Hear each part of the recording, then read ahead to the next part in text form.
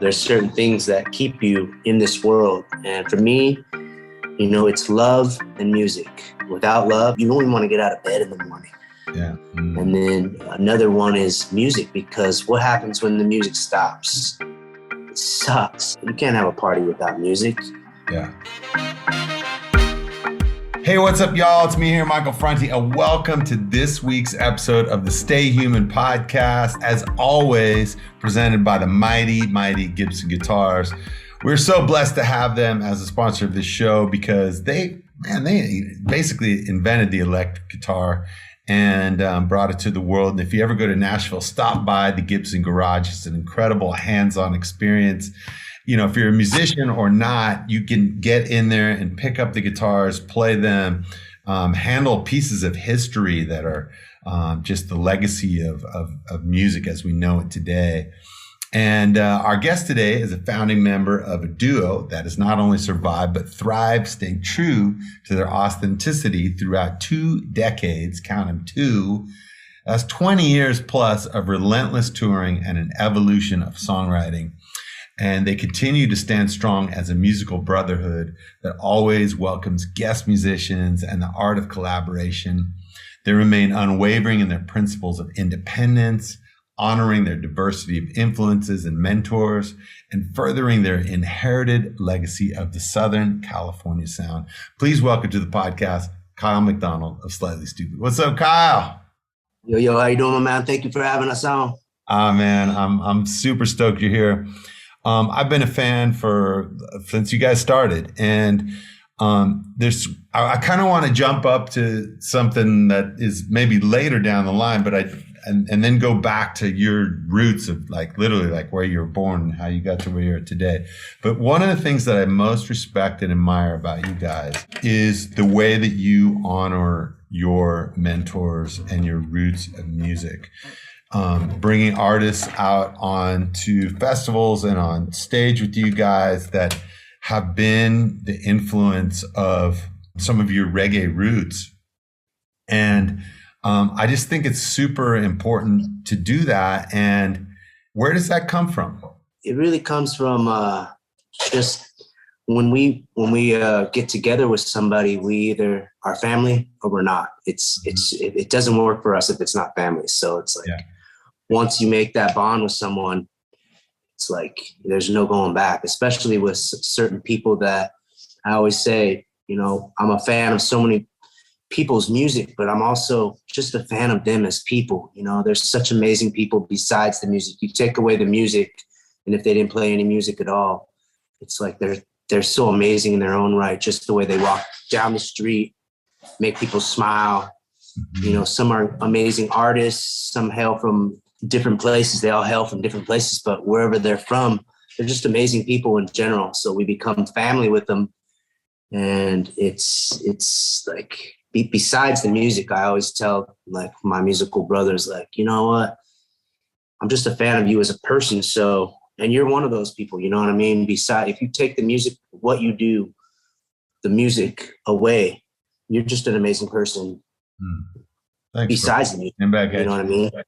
Yeah. So it's when you become family with people, it's pretty crazy. Especially when you're musical heroes, your people you look up to, you never even thought as a kid, wow, I would be making music with this person, let alone calling this person family. Yeah.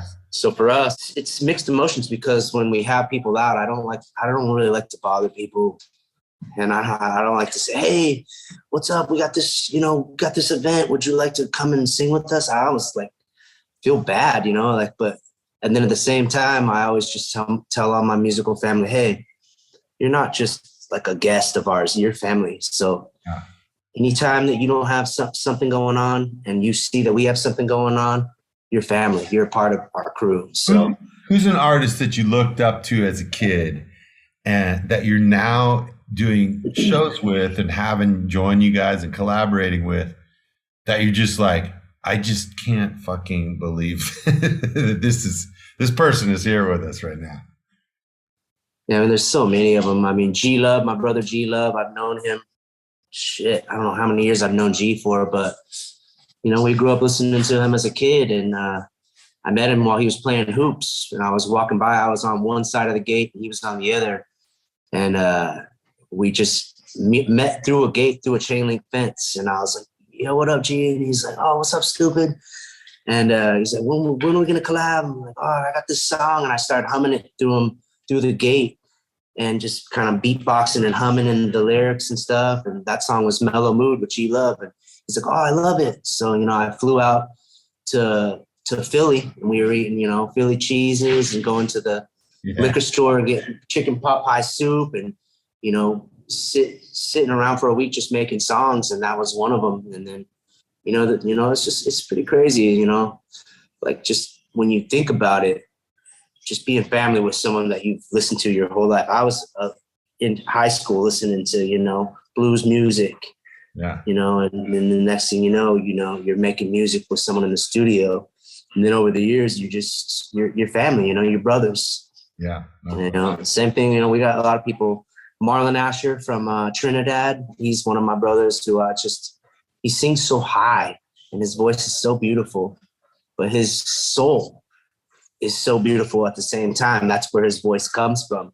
So when he goes around, he just makes people smile, and he's one of the brothers who just fathoms my mind that we're family, Don Carlos from Jamaica, I've known him through a good friend of mine, Uncle Fada, who is from Jamaica too, and they were traveling as a unit. They would call themselves Uno, and Don Carlos was the singer, and Uncle Jafada was the manager.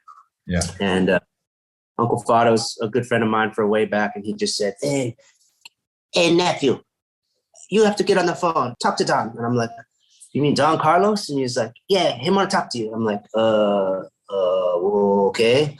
I didn't even know what to say. I was just going, I'm like, hello. Okay. And then he came out to one of the shows and said, "I wrote some lyrics for one of your songs, a song called Wise Man." He said, I'd like to sing my version over your song. Would it be okay? And I was like, are you serious right now? Like, of course. And he came out and just sang these lyrics that like literally made me start crying on stage. And now every time we get together, we sing those lyrics and we have harmonies to those lyrics, and it's just on a whole nother level. But Uncle Don is just incredible. You don't dream that kind of stuff. You got to wake up and live. I can't dream that good. Yeah. Charlie Tuna from Jurassic 5. He's been rolling with us for a couple years now at different shows, and he was just out with us in Florida, and it's just crazy, It's like to make music on stage and in the studio with someone like that who again, so prolific as an artist. He's so prolific as a lyricist, as a painter, as so many a philosopher, so many ways. When I want to just drop it down to when you were basically the way that you grew up. Like, where were you born? What was your family like? Did you have brothers and sisters? I'll say it like this: like if you're talking to like a psychologist or something, and they're asking you questions and you're answering and them, I'm gonna be the guy who asked the psychologist questions. So I'm gonna ask you some questions too, if you don't mind. Cool. I got some. Yeah, I'm hardly a psychologist, but I'll happily answer your questions. Oh, you make a good one, brother. Anyone would be happy to talk to you about their problems. But I'm just saying, like an interviewer, someone that interviews you, I got some questions for you too, especially like where you live. Conversation. Yeah. I grew up on your music too, and I think our first show that we had together was in Aspen at the Belly Up in Aspen. Yeah. And I was always a fan of D'Elijah. There's a hole in the bucket, D'Elijah. That's my jam. So when I got to jam with you guys in Spearhead in the Belly Up, I was just going, oh my God, this is just it's like a dream. I can't dream that good, Yeah. Where did you grow up though? I grew up in San Diego. My family, my mom and dad met in the Keys, and my dad said, "Hey, do you have a cigarette?" And she said, "Yeah." And then they smoked a cigarette, and then he said, "You want to go get a piece of pizza with me?" And they went to go get pizza. And then a little while later, they had me in the Keys, and they conceived me in the Keys, but then they got into a car and drove as far south and as far west as they could, and the freeway ended, and that's where my hometown Ocean Beach is. And they said, this looks like a good place to live. And I thank my parents every day for making that drive. And did you have brothers and sisters? Yeah, they had my older brother, who my mom already had when she met my dad, and they drove from the Keys, and then they had me, and then they had my little brother John 2 years later. But thank them every day. What did your folks do? What did your mom and dad do? My pop is a machinist, and then my mom is she would be able to get any job that she ever wanted. She could walk in any place and just walk in any office and just take over the office and be this, what. I think my last professional job, like real job that I had, was in an architect firm that she worked in. And it was in the accounting firm, and I was doing invoicing for the accountings, like all the payroll, invoicing for payroll. And that was my last job I had. My mom actually got me the job, and I left just saying, I'll be back. I got to go on the road. And they said, come back anytime you want. You do the payroll invoicing like speed stuff. They're still waiting for you, bro. 20 years later. When you were in school, what was school like for you? Did you dig school? Were the things you excelled at? Did you hate school? What was your school experience like? I'll tell you what mine was like too, but you go first. You tell me what yours was like first. Well, I never fit in at school. I was brought up in a family. First of all, I was adopted, and I was brought up in a family that my parents are Finnish Americans, and they had 3 kids of their own. Then they adopted myself and another African American son. So I looked different. I felt different. I didn't blend in even with my family, and I didn't blend in the school that I went to. So I was always having to fight for my own space. I mean, like physically fight, emotionally stand my ground. I got bullied a lot. And my response to it was at a certain point, was to stop fighting and start using my words, my sense of humor, my, comedy, to make ease of situations, and I loved learning and I loved being in class, believe it or not. I just hated doing homework. I couldn't do it. And so I would go to school, I'd pay attention in class. And if there was like a in-class test, I'd ace it. And then I'd go home and they'd say write a paper on something. And I don't know if it was just my home life was so distracting with, between 5 kids, and I grew up with an alcoholic father too. Or if I just didn't have that ability to focus, because it was always hard for me to read. I was never a skilled reader. It's ironic though that words became my thing as an adult. That's what I do for a living, But as a kid, it was really hard for me to focus in that way. And so school for me was just that place to go hang out with friends, try to be funny, try to avoid getting in fights, and try to get out, just get out. That was my main goal. How do I just get out of here? And, were you in the East Coast or the West Coast? I was in Davis, California. I was 350 miles north of you, But I also found sports, and I loved skateboarding too. So it having those 2 things come into my life when I was a teenager. They were both things that I felt if I could do them and work hard at them, I could see my progression. I get better, and people would go, oh, they would accept me more. They go, oh yeah, you're really good at that. Come roll with us or whatever, And so that felt good to me. And it took me eventually to go to University of San Francisco. And then when I was there, and music was always in my life, because it was the thing that kept me sane when my family was going crazy. And I'd listen to the college radio station, and 1 hour, there'd be reggae hour, then be the punk hour, the hip hop hour, the Chinese music hour, the jazz hour, whatever. And I would listen to it all. And then when I got to University of San Francisco, my dorm room was right above the radio station there, campus radio station. So I'd hear the bass lines coming up through the floor, and I bought myself a little $75 Guild bass. I bought a Fender Bassman 10 for $45 at a garage sale, and I started playing the bass, and that became it. But the thing that, and I played basketball at the University of San Francisco, but the thing that was missing for me always in basketball was being able to express who I was. It was like I was down to fit in with the team and do whatever role was necessary to help the team succeed. And I love that too about being in a band.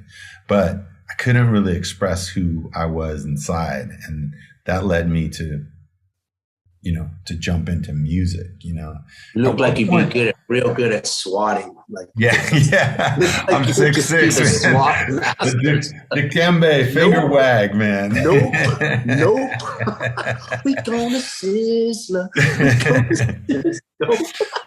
At what point did music enter into your life? And I'm talking like your earliest memories of like thinking like, oh, that's a song. Like, oh, I like that, Yeah, you said you wanted to get deep and break it down from the beginning. So I'll tell you, like, the craziest thing about it is the band that I'm in now, that basically is the reason that I'm alive. I notice, like, what has kept me alive through all the years. I've had my ups and downs. I've had my highs and lows. And, there's certain things that keep you in this world. And for me, it's love and music. Music is definitely the thing that has been my outlet, and love is the thing that definitely, without it, we are all, you feel like shit. Without love, you just don't even want to you don't even want to get out of bed in the morning. Yeah. So without the love, it's really hard. You could get depressed. People that don't have love in their life, I really feel for them, because a lot of people don't, and when that love hits you, that's where real, you say, what, stay human. What is human? Best feeling about being a human is love.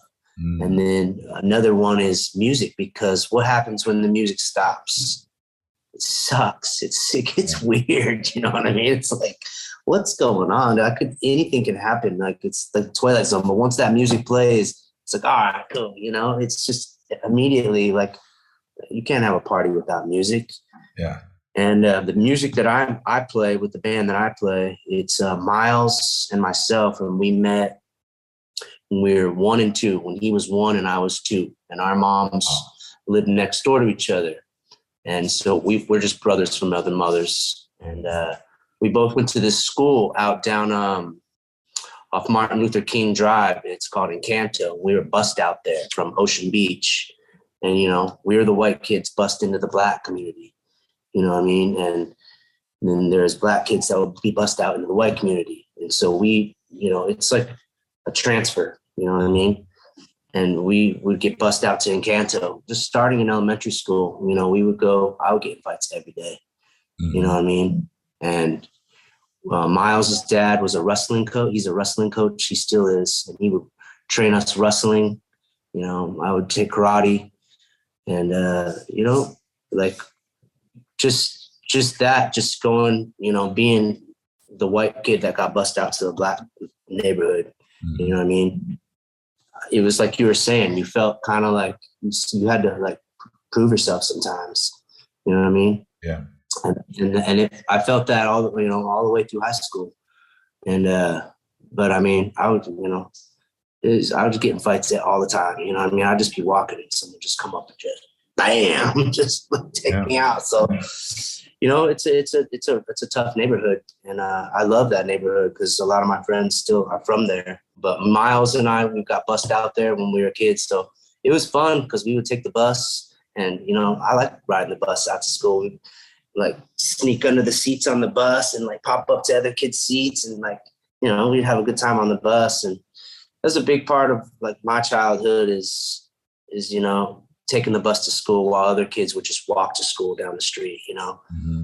And then Miles, a couple years like after we started going there, he started walking to the school nearby, but I kept going, getting bussed out there. Mm-hmm. And that's how me and Miles kind of became like close when we were kids, is just, playing with G.I. Joes, playing with Star Wars toys, playing with Legos, and getting into trouble. We would always be getting into trouble when we were kids. And some of them, I don't even like to talk about some of the stuff we did. I feel so bad for some of the stuff we did. I'm not proud. Like how we got all our first instruments for our band. How'd you do that? Oh, shit. I'll tell you how we got ours too. Want me to go first? Yeah. So, we just decided, me and my friends decided we wanted to have a little band, and we wanted to get what my homie wanted. I was going to play drums. So I had a drum set. It was a cardboard box and a metal chair for the snare. So it was like kick and snare, and that was it. And I was like, I'm cool. I got my thing sorted out. And he wanted to get an electric guitar. So we collected bottles. We went to people's houses, and we because you get 5 cents or whatever, or 10 cents to return a bottle back then, And so we collected bottles for the school music program. And which was just us. But we figured, like, we're in school and we want to play music, so I guess we kind of qualify as the school music program. God bless him. And we were able to get an electric guitar, which I still have, actually. So you earned it. Yeah. Well, that's a good story. You should have something to be proud. That's something to be proud of.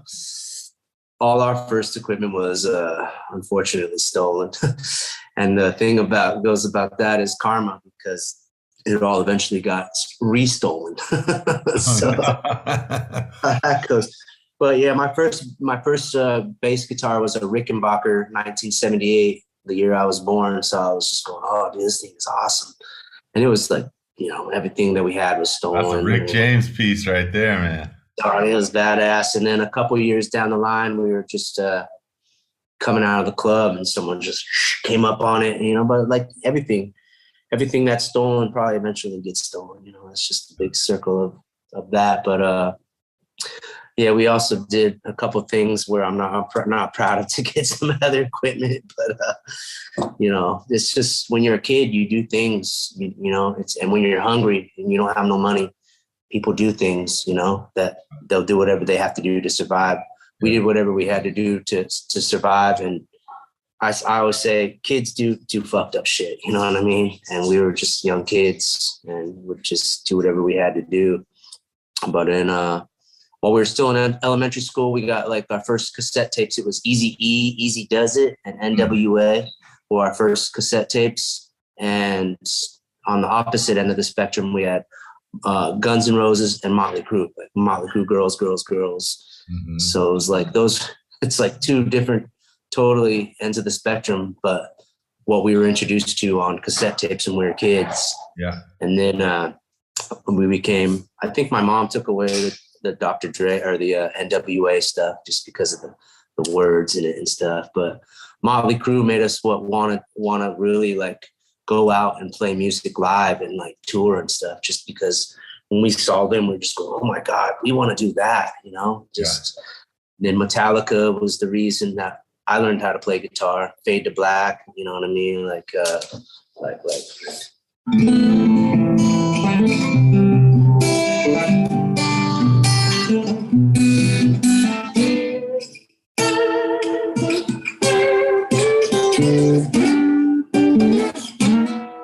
Yeah, the Fade to Black, all that stuff. The reason that I wanted to play guitar, and we both learned how to play guitar and start playing in high school. And then, did you just teach yourselves, just listening to stuff, or did you take some lessons? Or yeah, I'll still take a lesson up to this day. You know what I mean? We both have lessons and learn from records, just any way to learn how to play music. But I'll still take a lesson to this day. There's always someone out there that, no matter how good you are at something, singing, playing guitar, doing jujitsu or karate or wrestling, there's always someone out there that will just come in and just do it so much better. Yeah. Yeah. So it's like, you can never learn more. You can always learn something new. Yeah, grant their wisdom. Yeah. So at what point did reggae come into your lives? You talked about the hip hop element and like the metal side of it. What point did reggae come into your consciousness, and what happened do you remember the first reggae record you heard and what it made you feel? Yeah, for us, it was kind of a transition from punk, because we would listen to, we had our first gig that we ever played in the school quad at lunchtime. And we would just play punk music, like Operation Ivy, Minor Threat, Rancid, No Effect, Black Flag, all this kind of music. And we would just Ivy, man. 1, 2, 3, 4, super fast. And that's what started us. Like, that's the kind of music that we really first started playing. And then bands started coming in, like the Specials and Scatolites, Buck-O-Nine. We started seeing bands at like Soma, like Unwritten Law. Unwritten Law are like friends of mine now who are like, I look up to those guys since I was a little kid, and now we're family or friends, but guys like that, punk and ska were really what we were into when we were in high school. And then my neighbor, he was a surfer that was surfing down at K38s, and he was surfing and hanging at a bonfire, and the guys from Sublime, Bradley and Miguel, and those guys were at a bonfire right next door. And so they started drinking beer together, and they gave him the 40 Ounce to Freedom cassette tape before it was even like published. It was just a copy. And they said, here's our band. And he brought it back to Ocean Beach. And then the tape just, people started, it spread like wildfire, the 40 Ounce to Freedom. And that's, Sublime was a big influence on us while we were still in high school. And then Miles was at a gig, one of their gigs. He had a fake ID. I think he was like 17 or 18, but he got someone else's ID and snuck in, got into the club that they were playing right up the street. And he got to go see him. And I was just like, oh my God, dude, that's so awesome. We're still in high school, you're in a bar. And he got to meet him. And then Miles's mom is a nurse, and she ended up helping Brad, help him try to stay clean, and help him with medicine and stuff like that. But at one point, Miles was driving Brad to gigs and stuff, like helping him out, drive his truck and stuff like that. And they helped us make our first record while we were still in high school. And Bradley told Miguel, hey, go record these guys in this place called the Fake Nightclub. It's just a place in Long Beach, like a warehouse that they record all their music. So while we were recording our very first record, they were recording their last record. Wow. And they would also record in Texas with like the Butthole Surfers and just different producers. But yeah, I just remember recording our first record in the Fake Nightclub in Long Beach, and the guys from Sublime being in there and just going, holy shit, like this is pretty crazy. And I have a funny story about our first record too, because our friend played a joke on us, sent us a note that said he was Fat Mike from NoFX and Fat Records, and he got our demo tape, and he wanted to sign us, give us a record deal, and put us on Fat Records. We were just going, oh my God, no way. We couldn't believe it.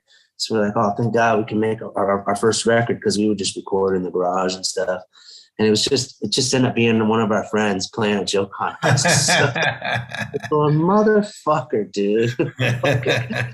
But it was pretty funny. He got us good. What a fucker. And then right after that, Bradley told Miguel, go record these guys in the Fake Nightclub. And we ended up making our first record on Skunk Records with Sublime. So it was like, it was even better than, I'm a fan of NoFX and Sublime, obviously, but I mean, just to be a kid in high school and to be able to make a record, with your musical heroes, and then the guy who produced 40 Ounces to Freedom is producing your record, and Those guys basically are, they took us under their wing and told us, it'll take 5 years from the time you guys start touring to actually even do anything. You guys got to put in the work on the road. They always told us, you have to put in the work on the road. If you don't put in the work on the road, it doesn't matter how many records you put out, how good your records are. Yeah. It doesn't matter. You have to take your music to the road. So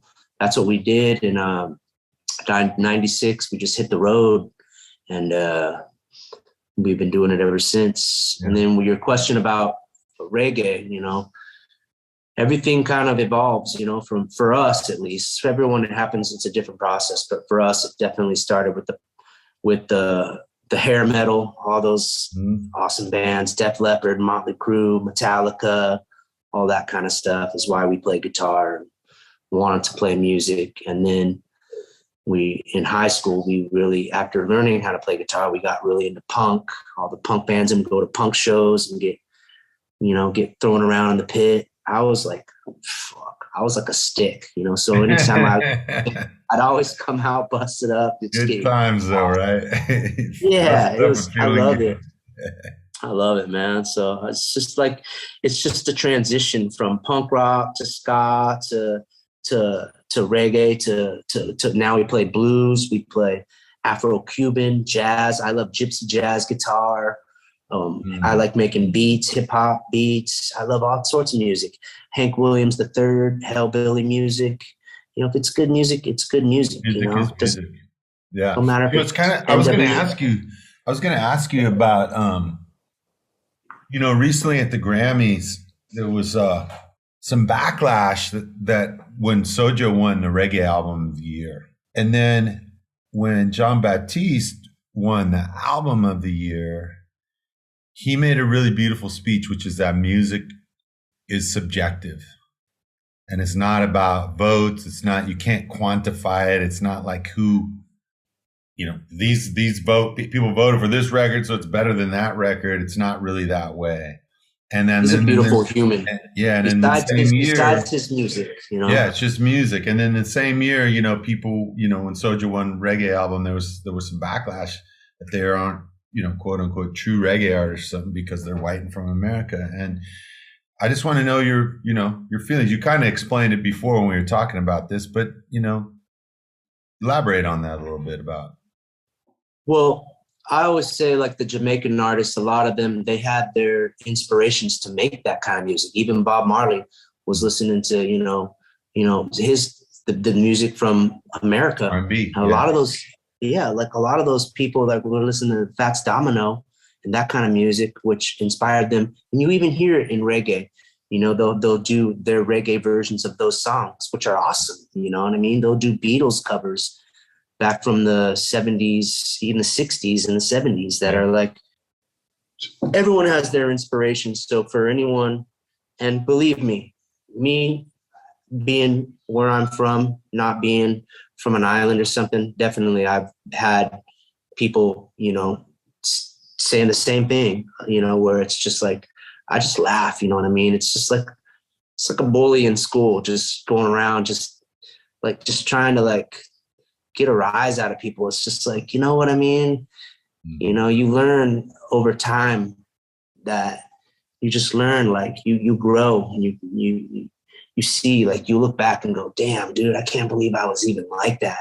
So I think that people that are like that, or they're saying that what they're saying, it's like, I honestly hope that they will grow out of that, out of what you're talking about, like the hate for someone just because they're a certain color or just because they play a certain kind of music and they don't hail from a certain region. It's just like, shit, man, everybody that made music from whatever region they're from, the music is inspired from probably another place. Or even if it's not inspired from another place, it's inspired from another musician. And music is music. There's no rules big up to my boy Soja again. I gotta hail my boys up. Congrats on your guys' win. And like I say, it's well deserved. That record is amazing, and I'm proud of all my brothers. But what I was saying was that music has no rules. There's no You know, there's no way to make it. There's no way to do it. And there's nothing wrong with, that's the beauty of music. You can mix and match hip hop with roots. I love hip hop. That's when it gets good.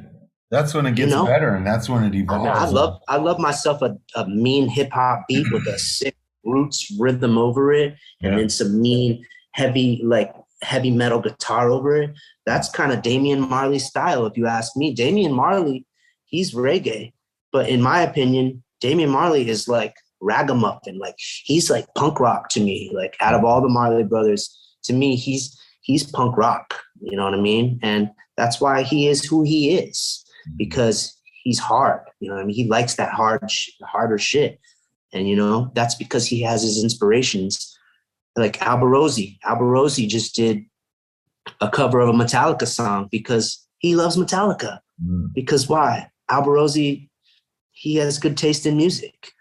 So why to me, it just makes me laugh. It's like I almost don't even want to comment on anybody that, like, or you know what they say, you mention someone's name that you don't like, or you mention someone's name that you did something you don't like. Basically, you're just giving them power. You're just giving them power. And then it's like J. Rule the Damager said. He said, if you don't like something, I really should take more notes on J. Rule the Damager myself, because he said, if you don't like something, you really shouldn't say anything, because you're just telling the world what you don't like. It's like Superman telling everybody he don't like kryptonite and listing the reasons why he don't like kryptonite. You know, it's just, and I'm, you know what I mean? I take a note from that too. But, you know, everyone has their bad days. Everyone wakes up in a bad mood or comes across someone with a bad energy that transferred over, and, you know, it made them have a bad energy. It's called being human. We're not fucking robots, and we're not from space. We're from Earth. So, you know, one of the things that I love about music is that it is something that brings people together. It is something that brings people together from different cultures, different experiences, different walks of life. When you combine styles of music, you come up with something new. I remember when Carlos Santana won all those Grammys for Supernatural, he was doing a little speech afterwards. And he's like, I want to thank some of the artists that helped me get here. And I was thinking he'd be like, oh, I want to thank, you know, somebody recent, you know, Stevie Wonder or somebody who was around his.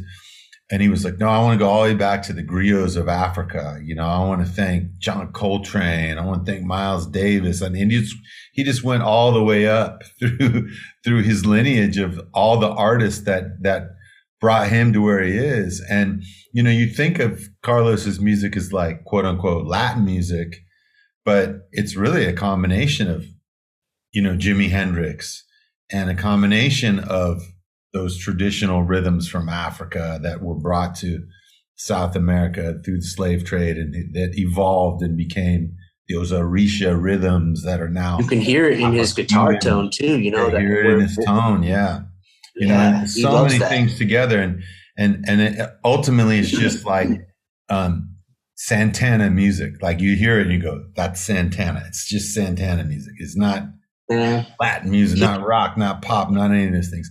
And that's what I feel when I hear you guys now. You know, I hear all those traces. It's been great to talk to you, because I didn't know the lineage of all those different styles of music that you grew up liking and playing and learning from. And now when I hear those songs, I hear that in it. And so that's awesome. I got one last question for you. You kind of touched on it before, but I want to touch on it again, is what does it mean to you to stay human? Like, how do you hold on to your humanity? Oh man, that is a tough one. I'm sure you get multiple answers from it. Can I ask you a couple questions before I answer this one? Sure, man. Yeah. How long have you lived in Bali? So I first came to Bali in 2007, just on vacation. We toured Australia, and I came over here and I loved it. And so I bought a little piece of land here in 2008. In 2010, we opened up a little yoga retreat with 5 rooms. And I had the best investors ever. I had American Express, Visa, Bank Americard, like everything. I had like 12 credit cards that were just maxed out. And I was like, oh man, I hope this works.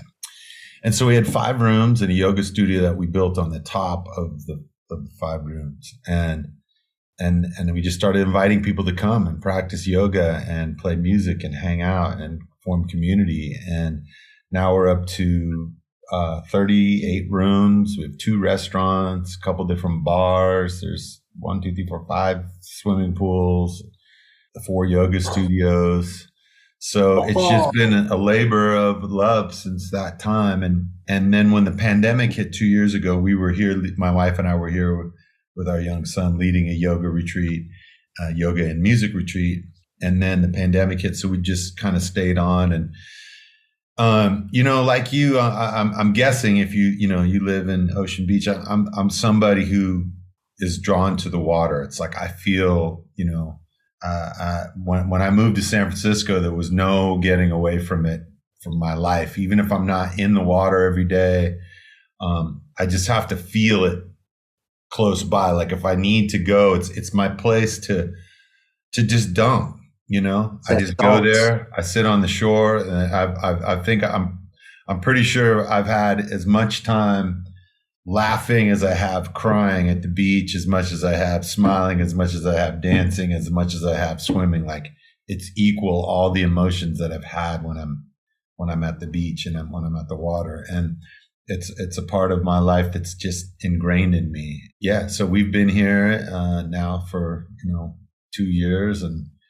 we really love San Francisco, and we love that. That's still my home, and I still have a home there. But here is, I feel like at this point in my life, especially raising a 3-year-old, he's just in the jungle and he's in the ocean. And 2 days ago, we swam with manta rays. At 3 years old, like I was not even thinking about swimming with manta rays.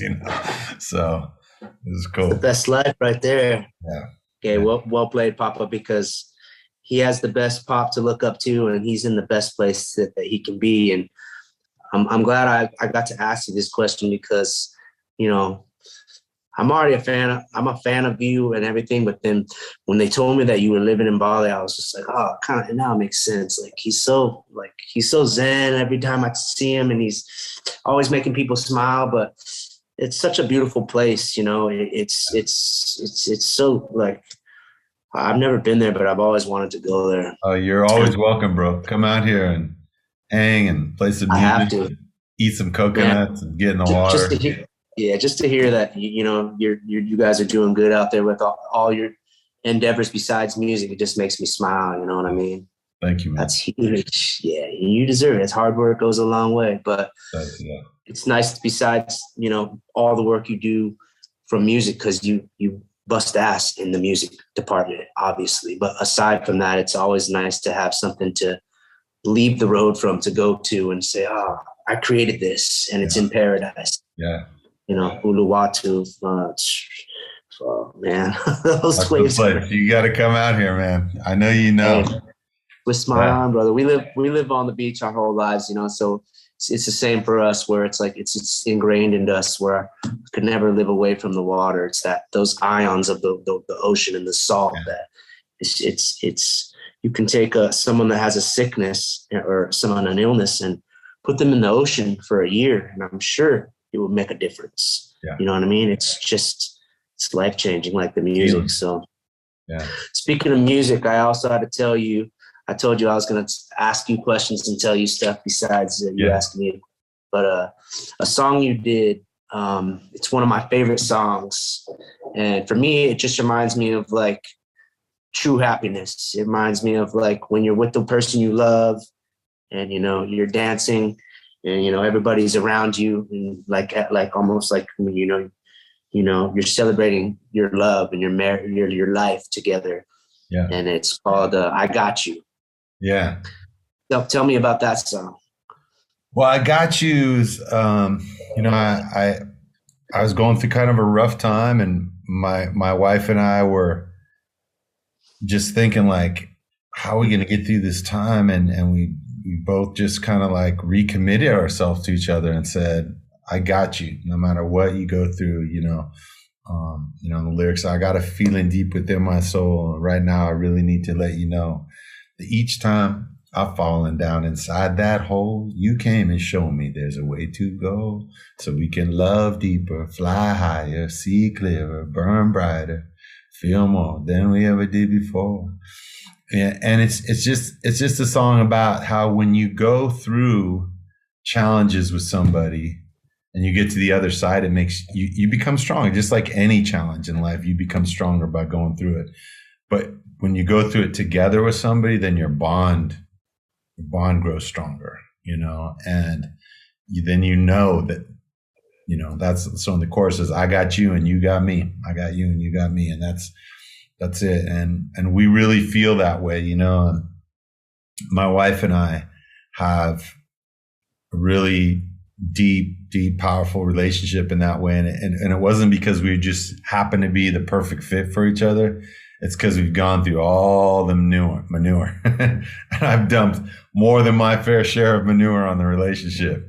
And we've gone through, the challenges of a couple just learning to be and navigate with each other. And then the challenges that the world presents to us, challenges as a parent, and now the challenges as like business owners together and running a hotel and a resort.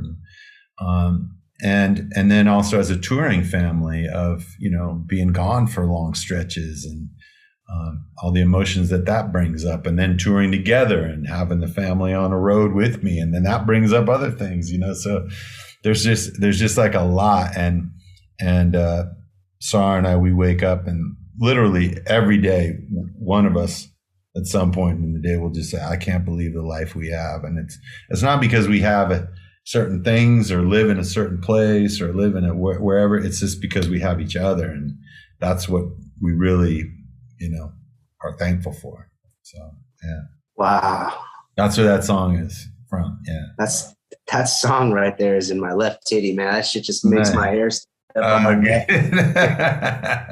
Yeah, I just started practicing on my guitar because I think it's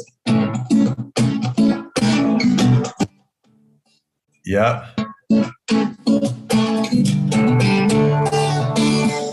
Deep inside my soul, and I really need to let you know. Every time I'm inside that hole, before the blues and let me know, so we can love to fly high, see clear, burn bright, feel more than we ever did before.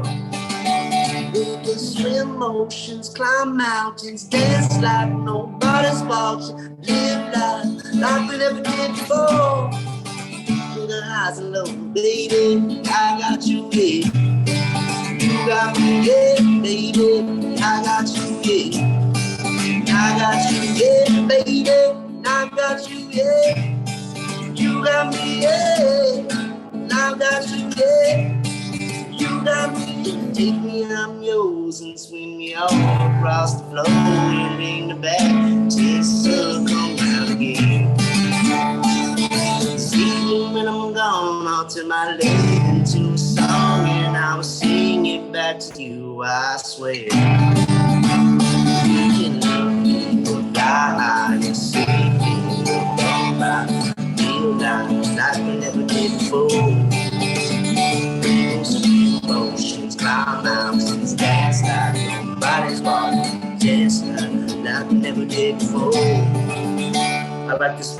That one part is baby, baby, let's go on a journey. Sell the house, roll on the money, sell a little pony, but baby, we can do anything. I'm gonna take you on a motorcycle ride through the sugar cane, to the countryside. We take a bullet train to the other side. You and me by my side.